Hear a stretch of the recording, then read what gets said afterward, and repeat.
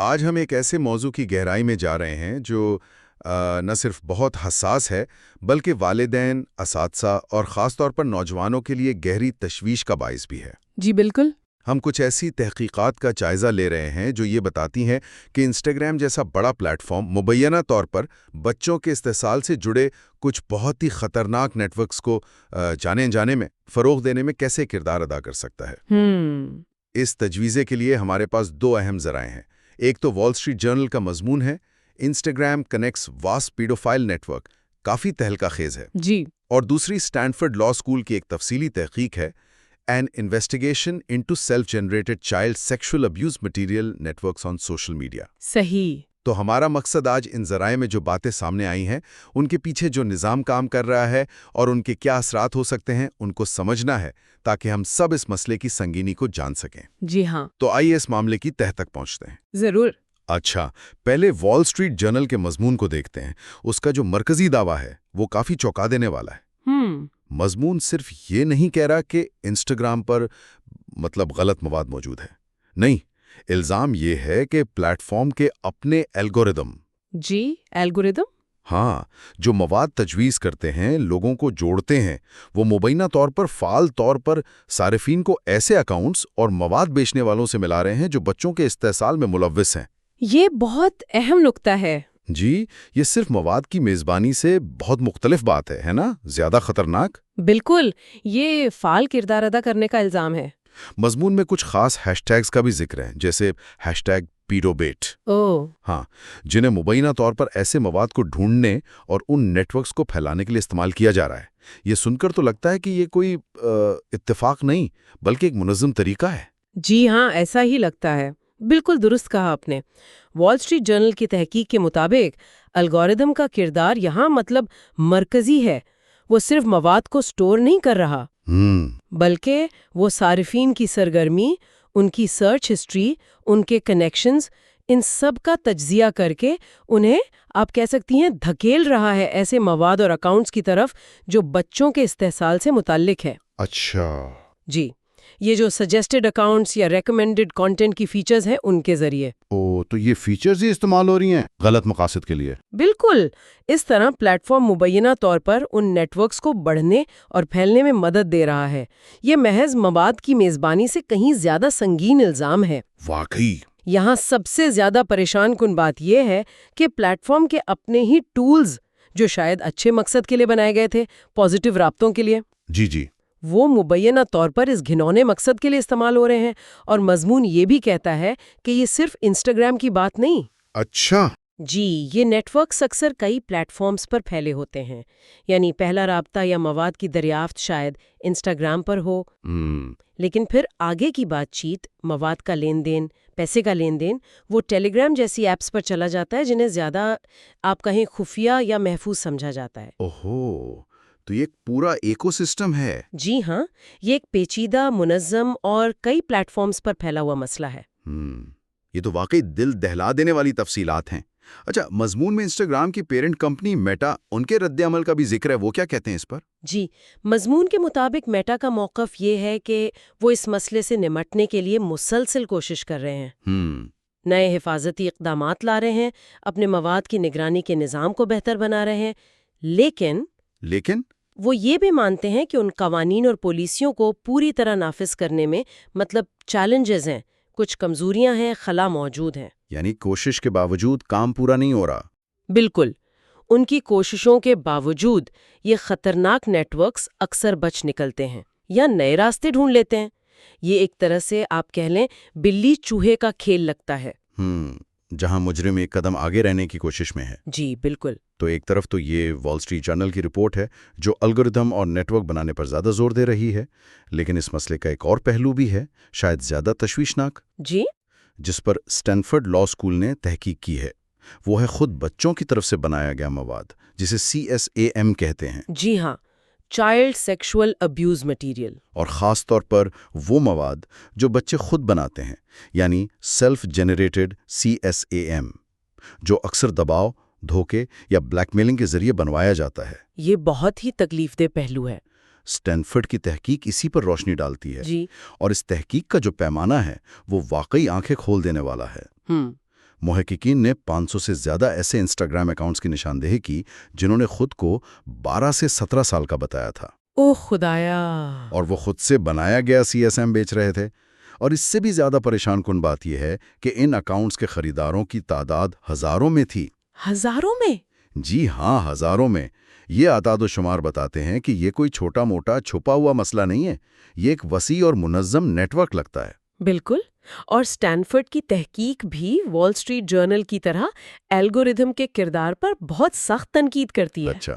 ان کی تحقیق کہتی ہے کہ جب کوئی صارف اس قسم کے کسی ایک اکاؤنٹ سے انٹریکٹ کرتا ہے، چاہے فالو کرے یا لائک کرے، تو انسٹاگرام کا الگوریدم فوراً 40 سے 50 مزید اسی طرح کے اکاؤنٹس تجویز کرتا ہے۔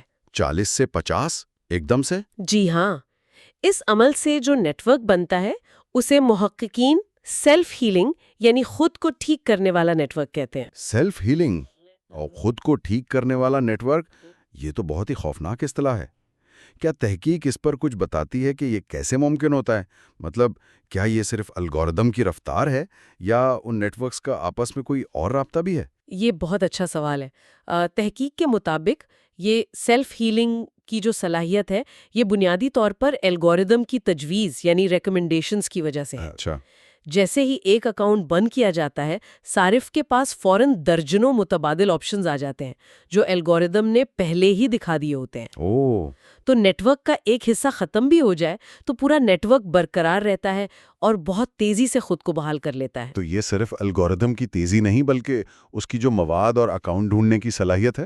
بالکل، اس کی فعال ڈسکوری کی صلاحیت ہے جو اسے اتنا لچیلا اور خطرناک بناتی ہے۔ یہ ایسے ہی ہے جیسے کسی افرید کا ایک سر کاٹے تو کئی نئے نکل آئے۔ ہائے اللہ! اس کا مطلب یہ ہوا کہ صرف اکاؤنٹس ہٹانا مسئلے کا پائیدار حل نہیں ہے جب تک کہ اس بنیادی میکانزم کو نہ سمجھا جائے اور تبدیل کیا جائے۔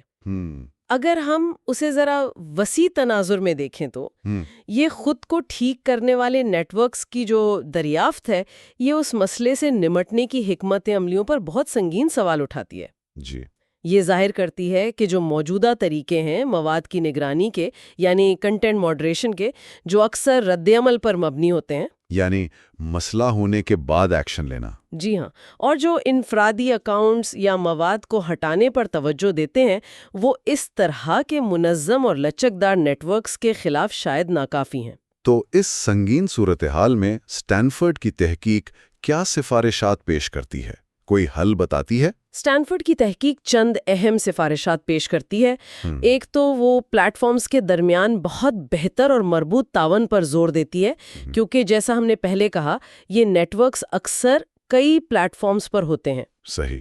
دوسرا، وہ رپورٹنگ کے نظام میں بہتری کا مطالبہ کرتی ہیں تاکہ جو سنگین رپورٹس ہیں انہیں فوراً پہچان کر ان پر کارروائی ہو سکے، یعنی بہتر ٹریاج ترجیح دی جا سکے۔ بالکل۔ تیسرا، وہ NCMEC یعنی national centre for missing and exploited children, جو امریکہ کا ادارہ ہے گمشدہ اور استحصال زدہ بچوں کے لیے۔ جی، سنا ہے اس کے بارے میں۔ ان جیسی تنظیموں کی تحقیقات کے لیے زیادہ وسائل اور فنڈنگ کا مطالبہ کرتی ہیں تاکہ وہ ان پیچیدہ آن لائن نیٹ ورکس کی تہہ تک پہنچ سکیں۔ یہ تو منطقی بات لگتی ہے۔ اس کے علاوہ تحقیق میٹا کے موجودہ حفاظتی ٹولز اور حکمت عملیوں پر بھی تنقید کرتی ہے۔ اچھا، کس طرح کی تنقید؟ ان کا کہنا ہے کہ یہ ٹولز اکثر ری ایکٹیو ہوتے ہیں، یعنی وہ کسی واقعے کے ہونے کے بعد حرکت میں آتے ہیں بجائے اس کے کہ وہ فعال طور پر خطرات کو روکیں۔ تحقیق کہتی ہے کہ یہ ٹولز ان خطرات کا مؤثر طریقے سے مقابلہ کرنے میں ناکام ہیں جو مسلسل اپنی شکل بدل رہے ہیں، اپنا طریقہ کار بدل رہے ہیں۔ تو اس سے تو ایک بڑا سوال پیدا ہوتا ہے نا؟ جی بالکل، بنیادی سوال کہ کیا موجودہ حفاظتی اقدامات واقعی ان جدید اور متحرک آن لائن خطرات کا مقابلہ کرنے کے قابل ہے، یا پلیٹ فارم صرف آپ کہہ لیں سطحی اقدامات کر رہے ہیں جبکہ اصل مسئلہ جڑیں پکڑتا جا رہا ہے؟ یہ واقعی ایک بہت اہم سوال ہے۔ تو اگر ہم دونوں ذرائع وال اسٹریٹ جرنل اور اسٹینفورڈ کے نتائج کو ملا کر دیکھیں تو ایک مرکزی بات کیا سامنے آتی ہے؟ کیا مشترک ہے؟ دیکھیں، دونوں تحقیقات کا سب سے تشویشناک اور مشترکہ نقطہ یہ نہیں کہ یہ مواد آن لائن موجود ہے، حالانکہ یہ خود بہت سنگین بات ہے، بلکہ یہ کہ پلیٹ فارم کے اپنے ہی بنائے گئے رابطے اور دریافت کے اوزار، یعنی الگوریدم۔ جی ہاں، یعنی الگوریدم جو ہمیں جوڑنے اور دلچسپ مواد دکھانے کے لیے تھے، وہ مبینہ طور پر فعال طور پر ان خطرناک نیٹ ورکس کی تعمیر، ان کے پھیلاؤ اور ان کی بقا کا ذریعہ بن رہے ہیں۔ فعال طور پر؟ جی، فعال طور پر۔ یہ صرف مواد کی موجودگی کا مسئلہ نہیں رہا، بلکہ پلیٹ فارم کے بنیادی ڈھانچہ اور اس کے کردار کا مسئلہ بن گیا ہے۔ یہ غیر فعال میزبانی یعنی پیسو ہوسٹنگ سے بہت آگے بڑھ کر فعال سہولت کاری، ایکٹیو فیسیلیٹیشن کے زمرے میں آتا ہے، اور یہ ایک بنیادی اور گہری تشویش کی بات ہے۔ اس کے نتائج بہت دور رس ہیں۔ یہ آن لائن حفاظت، خاص طور پر بچوں اور نوجوانوں کی حفاظت کے حوالے سے پلیٹ فارمز کی ذمہ داریوں پر سوال اٹھاتا ہے۔ بالکل۔ یہ ظاہر کرتا ہے کہ صرف مواد ہٹانا کافی نہیں، بلکہ ان الگورتھمک نظاموں کا اثر نو جائزہ لینے کی ضرورت ہے جو مواد کو فروغ دیتے ہیں۔ یہ تحقیقات پلیٹ فارمز کے لیے ایک بہت بڑا چیلنج ہے کہ وہ کس طرح اپنے منافع بخش ماڈلز اور صارفین کی حفاظت، خاص طور پر سب سے کمزور صارفین کی حفاظت کے درمیان توازن قائم کریں۔ اور موجودہ طریقوں پر جو خدشات اٹھائے گئے ہیں وہ بتاتے ہیں کہ شاید یہ توازن فی الحال قائم نہیں ہے۔ بالکل، اور یہیں پر والدین، اساتذہ اور خود نوجوان صارفین کے لیے ان تحقیقات کی اہمیت واضح ہوتی ہے۔ مقصد خوف پھیلانا نہیں یا کسی ایک پلیٹ فارم کو برا بھلا کہنا نہیں، بالکل نہیں، بلکہ ان تحقیقات کی روشنی میں ایک حقیقت پسندانہ آگاہی پیدا کرنا ہے۔ ہمیں یہ سمجھنے کی ضرورت ہے کہ یہ ڈیجیٹل دنیا جو رابطے اور معلومات کے اتنے مواقع دیتی ہے، اپنے اندر سنگین خطرات بھی رکھتی ہے۔ جی ہاں، اور یہ خطرات بعض اوقات انہی نظاموں سے پیدا ہو سکتے ہیں جو ہمیں جوڑنے کے لیے بنائے گئے تھے۔ یہ بہت اہم بات ہے۔ تو ان سب معلومات کی روشنی میں ہم کیا نتیجہ نکال سکتے ہیں؟ اس کا عملی مطلب کیا ہے ہمارے لیے؟ میرے خیال میں اس کا سب سے بڑا سبق ڈیجیٹل خواندگی یعنی ڈیجیٹل لٹریسی اور مسلسل چوکسی ویجیلنس کی اہمیت ہے۔ ہمیں صرف ٹیکنالوجی کے صارف نہیں بننا، بلکہ اس کے کام کرنے کے طریقوں کو، خاص طور پر الگوریدمز کے اثرات کو سمجھنے کی کوشش کرنی چاہیے۔ صحیح۔ یہ سمجھنا ضروری ہے کہ آن لائن ہماری سرگرمیاں، ہمارے انٹریکشنز کس طرح ڈیٹا بناتے ہیں، اور وہ ڈیٹا پھر کس طرح ہمیں مزید مواد یا رابطوں کی طرف لے جا سکتا ہے، جس میں بعض اوقات خطرناک مواد یا رابطے بھی شامل ہو سکتے ہیں۔ جی۔ خاص طور پر نوجوانوں کو ان خطرات سے آگاہ کرنا اور انہیں محفوظ آن لائن رویوں کے بارے میں تعلیم دینا، یہ انتہائی ضروری ہے۔ بالکل۔ تو آئیے ایک بار پھر ان اہم نکات کا خلاصہ کر لیں جو ان تحقیقات سے سامنے آئے ہیں۔ جی۔ پہلا، الگورتھم کا مبینہ کردار جو صرف مواد دکھاتا نہیں بلکہ فعال طور پر نقصان دہ نیٹ ورکس کو جوڑتا اور پھیلاتا ہے۔ دوسرا، ان نیٹ ورکس کا کئی پلیٹ فارمز پر پھیلا ہونا جو انہیں پکڑنا مشکل بناتا ہے۔ بالکل۔ تیسرا، سیلف ہیلنگ نیٹ ورکس کی وہ لچکدار فطرت جو انہیں پابندیوں کے باوجود زندہ رہنے میں مدد دیتی ہے۔ اور چوتھا، موجودہ حفاظتی اقدامات کی ممکنہ کمی اور ان کو نافذ کرنے میں جو چیلنجز ہیں۔ صحیح۔ یہ تمام نقاط اس بات کی طرف اشارہ کرتے ہیں کہ آن لائن بچوں کا تحفظ ایک مسلسل اور پیچیدہ چیلنج ہے۔ اس کے لیے کئی سطحوں پر کام کرنے کی ضرورت ہے۔ جی ہاں، اس میں ٹیکنالوجی کمپنیاں، قانون نافذ کرنے والے ادارے، پالیسی ساز، ماہرین تعلیم، والدین اور خود نوجوان، سب کو اپنا کردار ادا کرنا ہوگا۔ بالکل۔ آج کی گفتگو کو ختم کرتے ہوئے ایک آخری سوال یا ایک سوچنے کی بات چھوڑ جاتے ہیں۔ جی ضرور۔ کہ ان تحقیقات اور ان سے پیدا ہونے والی تشویش کی روشنی میں ہمیں سماجی رابطوں کی آزادی اور آن لائن حفاظت، خاص طور پر بچوں کی حفاظت کے درمیان وہ نازک توازن کیسے تلاش کرنا ہوگا؟ یہ بہت اہم سوال ہے۔ ایک ذمہ دار پلیٹ فارم ڈیزائن کیسا نظر آنا چاہیے؟